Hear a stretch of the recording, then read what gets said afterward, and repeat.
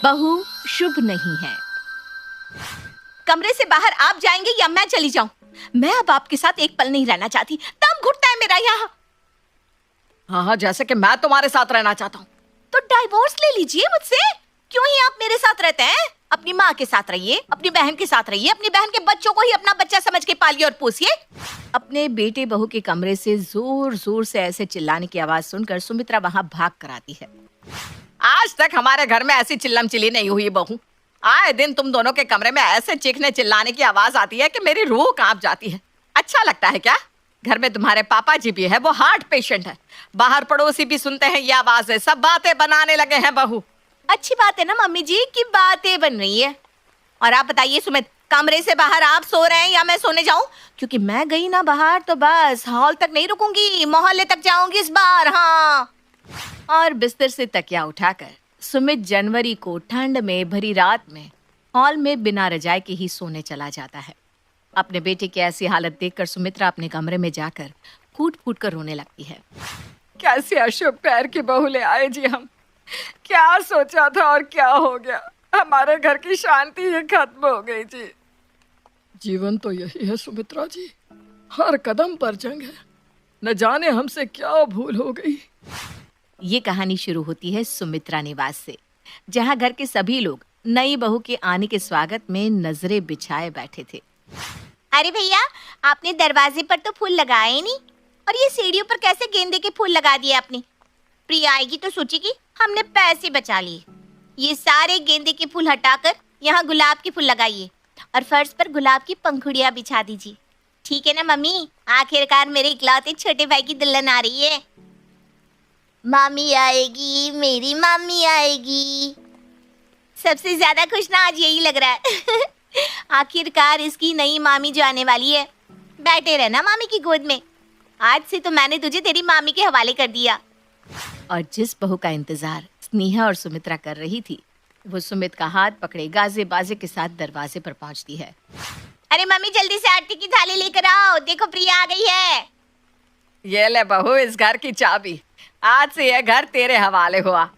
सास हो तो आंटी जी जैसी, जो दरवाजे पर ही अपने घर की बहू को चाबी दे रही है। अब इसके बाद चाहकर भी कोई बहू अपनी सास से लड़ नहीं सकेगी। अरे वो सब तो कहने की बात है बहू। जो बहू घर में कलेश करना चाहेगी ना, वो तो कलेश करके ही रहेगी। और सभी लोगों के सामने प्रिया सुमित की पत्नी बनकर अपने ससुराल आ जाती है।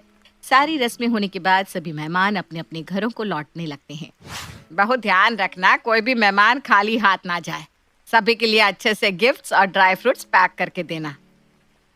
अब टेंशन मत लीजिए मम्मी जी, वो सब मैंने पहले ही कर दिया है। और सबसे बड़ा डिब्बा बनाया है मैंने दीदी का, है ना? अच्छा। रसोई के बाहर खड़ी स्नेहा ये सुन लेती है। अपने छोटे भाई की बीवी के मुंह से ऐसी बात सुनकर स्नेहा की आंखों में आंसू आ जाते हैं और वो कोने में सभी से दूर जाकर फूट फूट कर रोने लगती है। अरे क्या हुआ बेटा, तू रो क्यों रही है? अचानक से आज ये घर बड़ा पराया सा लग रहा है बाबूजी। चलो रोहन, बैग्स पैक कर लो, हमें घर जाना है। नहीं नहीं नहीं रोहन नहीं, मम्मी को छोड़कर कहीं नहीं जाएगा। एक थप्पड़ मारूंगी अगर जिद की तो। स्कूल नहीं जाना है क्या तुम्हें? अरे अरे, अब वो बच्चा नहीं रहा दीदी, तुम उस पर हाथ क्यों उठा रही हो? और क्या हो जाएगा अगर कुछ दिन यहाँ रुक जाएगा तो? और तुम्हें क्यों जल्दी मच रही है जाने की? तुम्हें तो कितना शौक था कि मेरी पत्नी पर हुक्म चलाओगी। वो सब तो बस कहने की बात होती है सुमित। मैं चाहती हूँ कि प्रिया यहाँ पर खुशी से रहे बस। अपनी शादी के दूसरे दिन सभी मेहमानों के जाने के बाद प्रिया अपने कमरे में अपने पति का इंतजार कर रही थी। आज जाकर सुमित के साथ कुछ वक्त मिलेगा, वरना सभी मेहमानों के सामने मैं उनसे नजर तक नहीं मिला पा रही थी। दरवाजे पर अपनी नजर टिकाए प्रिया सुमित की राह देख रही थी कि वहां सुमित के पहले रोहन आ जाता है। मम्मी, मैं आज आपके पास सोऊंगा। हाँ बिल्कुल, आज मेरा रोहन मामा मामी के बीच में सोएगा। अपनी इच्छा को मन में दबाए प्रिया रोहन को अपने साथ ही सुला लेती है। अगली सुबह जब प्रिया किचन में खाना बना रही होती है, वहाँ सुमित्रा आ जाती है। क्या बना रही हो बहू? सुमित की पसंद के छोले चावल। उन्हें छोले चावल बहुत पसंद है ना मम्मी जी। अरे बहू एक काम कर, तू बाकी लोगों का खाना देख ले। सुमित तो मेरे हाथ के ही छोले खाता है। अगर उसे मेरे हाथ के छोले ना मिले ना तो नाराज हो जाता है। बेकार में तुम दोनों के बीच अनबन हो जाएगी। सुमित्रा के मना करने के बाद भी प्रिया अलग से छोले बनाती है और अपने पति के सामने 2 कटोरियां रखती है। इसमें से एक कटोरी के छोले मैंने बनाए हैं और दूसरा मम्मी जी ने। अब आपको खाकर बताना है कि कौन से छोले ज्यादा स्वादिष्ट लग रहे हैं आपको। सुमित छोले खाता है पर उसे पता ही नहीं चलता कि उसकी माँ के बनाए हुए छोले कौन से हैं और प्रिया के कौन से, और वो प्रिया के ही छोले को अच्छा बता देता है। देख लिया मम्मी जी, आप कह रही थी कि सुमित मेरे हाथ के छोले खाएंगे नहीं पर इन्होंने तो मेरे ही छोले पसंद किए। नहीं, मम्मी आई ने मामा से नानी को दूर कर दिया। ये क्या तरीका है बोलने का रोहन? जरा भी तमीज नहीं है कि तुम्हें? एक थप्पड़ मारूंगी। अरे अरे, वो बच्चा है यार प्रिया, तुम उसे कैसे डांट सकती हो? मुझे नहीं खाना, जा रहा हूं मैं। प्रिया को आए हुए अभी 1 हफ्ता भी नहीं हुआ था कि सुमित्रा के घर पर बर्तन बजने लगे थे। अब आए दिन किसी न किसी बात पर प्रिया का गुस्सा सभी पर निकल जाया करता। 1 महीने बाद प्रिया अपने लिए कुछ शॉपिंग करके बाहर से आती है। अरे अरे प्रिया, शॉपिंग बैग लेकर कमरे में कहाँ चली गई? पहले हमें तो दिखाओ। प्रिया अपने शॉपिंग किए हुए कपड़े बैग से बाहर निकालती है। एक जैकेट का 11,000? कुछ ज्यादा ही पैसे नहीं ले लिए शोरूम वालों ने? ये तो पैसे का हुलिया करना हुआ बहू। तुम तो पैसे पानी में फेंक कर आ गई। यहाँ कितनी मुश्किल से हम पैसे कमाते हैं, 11,000 में तो महीने का राशन आ जाता। जब दीदी के लिए 1 लाख का गले का सेट आ सकता है, रोहन के यहीं एडमिशन करवाने की प्लानिंग हो सकती है, तो मेरे लिए 11,000 का जैकेट क्यों नहीं आ सकता? कौन सा मेरे जैकेट खरीदने से हम सड़क पर आ जाएंगे पापा जी? और वैसे भी 11,000 इसके सिर्फ टैग पर लिखा हुआ है। मैं इसे सेल में ले आई हूँ 1,000 रुपए में। पर सच्चाई जानने के पहले ही हर चीज पर टिप्पणी देने की आदत हो गई है आप सबकी। आप लोगों से तो मेरा सुख बर्दाश्त ही कहाँ होता है। उठाकर दे दीजिए ना ये भी अपनी लाडली बेटी को, जो अपने घर तो जाना ही नहीं चाहती। उसका ससुराल तो मानो यही हो गया है। एक छोटी सी बात पर गुस्से में प्रिया वो जैकेट उठाकर अपनी ननद के मुंह पर मारकर अपने कमरे में चली जाती है। रुको प्रिया, तुम्हारी हिम्मत कैसे हुई ऐसा करने की? प्रिया की गलती नहीं है सुमित, उसे कुछ मत कहना। ये सब मेरे कारण हुआ है। इस रोहन ने तो खून पी लिया है मेरा। अपने पापा के यहाँ जाना ही नहीं चाहता। मुझे मार कर मानेगा क्या? तुझे मेरी कसम है, अगर तूने अब मामी मामी किया तो। ये सिर्फ मेरा भांजा नहीं दीदी, मैंने इसे अपने बेटे के समान माना है और ये तुम्हारा ही घर है। तुम यहाँ 1 महीने रहो या 11 महीने, प्रिया होती कौन है तुम्हें मना करने वाली? बाहर से वो आई है, तुम नहीं। सुमित की बात सुनते ही प्रिया फौरन कमरे से बाहर आकर कहती है, हाँ, बाहर से आई हूँ ना मैं। जैसे खुद ही चलते हुए तुम्हारे पीछे आ गई थी। बारात लेकर तुम आए थे मुझे ले जाने के लिए। अरे जब तुमसे तुम्हारी बहन, उसका बच्चा, अपने माँ बाप छूट ही नहीं रहे थे, तो क्या जरूरत थी मुझसे शादी करने की? ये कहकर वो वापस अपने कमरे में चली जाती है और दरवाजा बंद कर लेती है। ये सब क्या हो रहा है बेटा? मुझसे ये सब देखा नहीं जाता। सुबह से लेकर रात तक हर बात में इस घर में बस लड़ाई ही होती रहती है। तेरे पापा जी को तो कह नहीं सकती, उन्हें फिजूल खर्च पसंद नहीं है। शुरू से गरीबी ही देखी है ना इन्होंने। पैसे तो हमारे पास अब आए हैं बेटा। सुमित्रा रोती हुई ये सब कह रही थी कि उसके घर से आते हुए शोर को सुनकर पड़ोस की कुछ औरतें वहां पहुंच जाती हैं। रोज तेरे घर से आवाज आती हुई सुनती थी मैं सुमित्रा, पर किसी के घर के मामले में बोलते नहीं बनता, इसलिए कभी आई नहीं। पर आज तेरे सिसकी आवाज सुनकर मुझसे रहा नहीं गया। आज तक चुप थी सुमित्रा, पर आज बोलती हूँ। बहुत ही अशुभ है तेरी बहू। तेरे घर की सारी रोशनी छीन ली है इसने। हाँ आंटी जी, वरना आपके घर से मैंने कभी एक आवाज आते नहीं सुनी थी, पर जब से भाभी आई हैं रोज ही लड़ाई की आवाज आती है।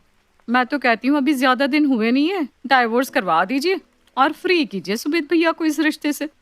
अरे नहीं बेटा, मैं दोबारा कोशिश करूंगी। मुझसे नहीं सुनती बहू तो मैं किसी और को बुलाऊंगी, पर मैं सब ठीक करके रहूंगी। सुमित्रा की आंखों के सामने ही उसका घर ताश के पत्तों की तरह बिखर रहा था। रात को रोती हुई वो अपनी बहन को फोन करती है और इस बारे में बताती है। तू चिंता मत कर सुमित्रा, ऐसी कई टेढ़ी बहुओं को ठीक किया है मैंने। मैं कल ही पहली ट्रेन पकड़कर तेरे घर आती हूँ। और अगली सुबह ठीक 9 बजे ही शकुंतला सुमित्रा के घर पहुंच जाती है, जहाँ सबको ऐसा लग रहा था कि प्रिया शकुंतला के साथ भी बुरा व्यवहार करेगी, पर वो ऐसा कुछ नहीं करती। आती ही शकुंतला के पैर छूती है। आइए बैठे मौसी जी, मैं अभी आपके लिए चाय बनाकर लाती हूँ। इसी बहू के लिए ये सब कह रहे थे कि बहू ने परेशान करके रख दिया है, पर यहाँ तो ऐसा लगता नहीं। शकुंतला प्रिया के साथ बैठकर चाय पीती है, बातचीत करती है। प्रिया भी हंस हंस के अपनी मौसी सास के साथ बात करती है। अब मुझे अपना कमरा तो दिखा बहू। हाँ चलिए ना मौसी जी। प्रिया शकुंतला को अपने कमरे में लेकर जाती है, जहाँ शकुंतला देखती है कि प्रिया के बिस्तर पर रोहन सो रहा है। रोहन तुम्हारे साथ सोता है, स्नेहा के साथ नहीं? नहीं ना मौसी जी, मेरी शादी की पहली रात से ही रोहन हमारे साथ ही सो रहा है। आज 4 महीने हो गए। ये कोई बात हुई भला? स्नेहा कोई बच्ची तो है नहीं कि नए शादीशुदा जोड़े के बीच अपने बेटे को सुला देती है। 4 दिन रोहन संभाला नहीं गया क्या उससे? चल कोई बात नहीं बहू, अब से रोहन मेरे साथ सोएगा। क्या फर्क पड़ता है मौसी जी? वैसे भी अब मैं और सुमित एक साथ नहीं सोते हैं। हमारे बीच दूरियां इतनी बढ़ गई है कि वो हॉल में सोते हैं और मैं कमरे में। चलो अच्छा है, पता तो चली मुझे ये बात। तो चिंता मत कर, मैं देखती हूँ। वैसे तो इतनी चिड़ी हुई क्यों रहती है सभी से? मेरे साथ तो बहुत अच्छे से पेश आ रही है। मैं कोई पागल नहीं हूँ मौसी जी, जो बेकार ही सबसे झगड़ा करूं। ऐसा जरूर कुछ हो रहा होगा ना इस घर में जो गलत होगा। पर खैर, अब क्या फर्क पड़ता है। मैं अब इस आदमी के साथ रहना ही नहीं चाहती। शकुंतला 24 घंटे अपनी पैनी नजर सबकी बातचीत पर रखती है। रात को जब सुमित अपने काम से वापस लौटता है तो शकुंतला उसे समझाकर प्रिया के कमरे में जाने को कहती है। चलो ये तो गया अपनी बीवी के पास। अब दोनों मियाँ बीवी आराम से साथ बैठकर सारा मैटर सॉल्व करेंगे। वैसे ठंड बहुत हो गई है, स्नेहा को चाय बनाने को कहती हूँ। जैसे ही शकुंतला स्नेहा के कमरे के बाहर पहुंचती है। नहीं मम्मी, मुझे मामी के पास नहीं सोना, मुझे आपके पास सोना है। एक थप्पड़ मारूंगी ना, कहा ना अपनी मामी के कमरे में जाओ और जिद करो, मामू मैं आपके पास ही सोऊंगा। जा रोहन, मेरा अच्छा बेटा है ना तू। नहीं, मेरी नहीं मान रहा है ना? अभी तेरे पापा को कॉल लगाती हूँ। स्नेहा अपने पति को कॉल लगाती है। आप ही समझाइए ना इसे, कितनी मुश्किलों से मैंने सुमित और प्रिया के बीच के रिश्ते को इतना खराब किया है कि किसी भी वक्त उनका डिवोर्स हो सकता है। पर पता नहीं कहाँ से ये मौसी बीच में आ गई। उनके रहते मैं प्रिया के पास जा भी नहीं पा रही, तो कैसे उसके कान भरूं? क्या करूं जिससे वो झगड़ा करने पर मजबूर हो जाए? ऊपर से उन्होंने सुमित को प्रिया के कमरे में भेज दिया। इन दोनों को ना एक साथ समय नहीं मिलना चाहिए। अरे कोई बच्चा हो गया तो सारी की सारी प्रॉपर्टी हमारे हाथ से चली जाएगी। पर ये रोहन समझता ही नहीं। अरे बेटा, तेरे पापा तो कुछ कमाते नहीं। नाना जी का घर दिख रहा है ना कितना बड़ा है। अगर मामा मामी के बीच तू सोएगा तो उसके बाद ये घर तेरा हो जाएगा। फिर तो बड़ी स्कूल में जा सकेगा, अच्छे अच्छे कपड़े पहन सकेगा जैसे मामी पहनती है ना? तो इतने दिनों से तो वही कर रहा हूँ जो आप कहती है। मुझे कहाँ मिला सब कुछ? तुमने कहा था साइकिल दिलवाओगी, कहाँ दिलवाई? पता नहीं किसकी नस्ल है ये, पैसे का पिशाच हो गया इस उम्र में। एक ही बार में मिल जाएगा क्या सब तुझे? दिन भर ये खेलना है वो खेलना है। इतना ही दिमाग है तो ऐसा दिमाग लगा कि मामी तुझ पर हाथ उठा दी और मामा जी को मामी पर गुस्सा आ जाए और वो गुस्से में मामी को घर से निकाल दे। फिर तो बेटा साइकिल नहीं कार मिलेगी, कार। तो ये सब इस सपोली का किया धरा है। और गुस्से में एक लात मारकर दरवाजा खोलकर शकुंतला स्नेहा के कमरे में चली आती है। एक हाथ से स्नेहा के बाल पकड़े उसे खींचते हुए हॉल में ले आती है। सुमित्रा, संतोष जी, प्रिया, सुमित, सभी यहाँ आओ। क्या हुआ दीदी? और आपने ये स्नेहा के बाल क्यों पकड़े हुए हैं? कहीं किसी ने आपके कान तो नहीं भर दिए? कान तो स्नेहा भर रही थी तुम सभी के, ताकि तुम्हारा बेटा पत्नी के रहते हुए भी कुंवारों जैसा जीवन बिताए और उसे कोई संतान ही ना हो पाए। फिर तो तुम लोगों की सारी संपत्ति का मालिक खुद ब खुद रोहन बन जाएगा। मौसी जी, कोई गलत फहमी हो रही है। मम्मी, मैंने ऐसा कुछ नहीं किया। अरे बेटा, मुझसे श्यान पट्टी। आवाज क्लियर तू बताएगी सबको कि मैं तेरा वीडियो सबको दिखाऊं? मेरा मुंह क्या देख रही है? मुझे पता था तू सच्चाई को झुठला देगी, इसीलिए मैंने तेरे और दामाद जी के बीच की बातचीत को फोन में रिकॉर्ड कर लिया था। और जैसे ही शकुंतला अपना फोन निकालती है, स्नेहा तोते की तरह सब बोलना शुरू कर देती है। तो मैं भी तो क्या करती मम्मी? मेरी शादी तो तुम लोगों ने तभी कर दी थी जब हमारी परिस्थिति अच्छी नहीं थी और एक ना के बराबर कमाने वाला पति मिला मुझे। उसके बाद तुम लोगों की हालत में सुधार आ गया, पर किसी ने मुझे एक फूटी कौड़ी तक नहीं दी। इसलिए मैं नहीं चाहती थी कि सुमित की कभी शादी हो, पर उसकी शादी हो ही गई। अब वो और प्रिया अगर एक साथ होते तो उसे बाप बनते देर नहीं होती, और अगर उनका खुद का बच्चा हो ही जाता तो प्रॉपर्टी में रोहन को कुछ भी नहीं मिलता। इसलिए प्रिया के घर आती ही मैंने उसके मन में आप सभी के लिए गलतफहमी पैदा करनी शुरू कर दी। मैं उसके कमरे में रोहन को भेज दिया करती ताकि सुमित पूरी रात रोहन में ही लगा रहे और अपनी पत्नी को देखने तक का समय ना मिले उसे।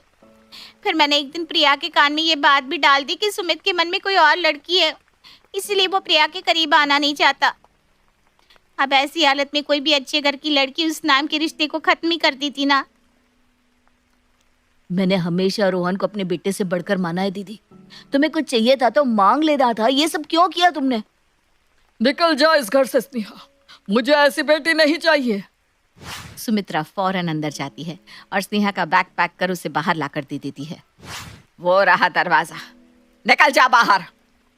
रुक जाइए दीदी, जिस प्रॉपर्टी के लिए आप ये सब कर रही थी उस प्रॉपर्टी का आधा हिस्सा तो पहले ही सुमित ने रोहन के नाम कर दिया था। ये लीजिए हमारे दूसरे फ्लैट के पेपर्स, रोहन के नाम है फ्लैट। अब हमारे घर दोबारा मत आइएगा। और कुछ इस तरह स्नेहा का राज सभी के सामने आ जाता है। जहाँ सभी को बहू अशुभ लग रही थी वहाँ असल में अशुभ तो बेटी निकल जाती है। पर शकुंतला की समझदारी के कारण सुमित्रा का घर टूटते टूटते संभल जाता है।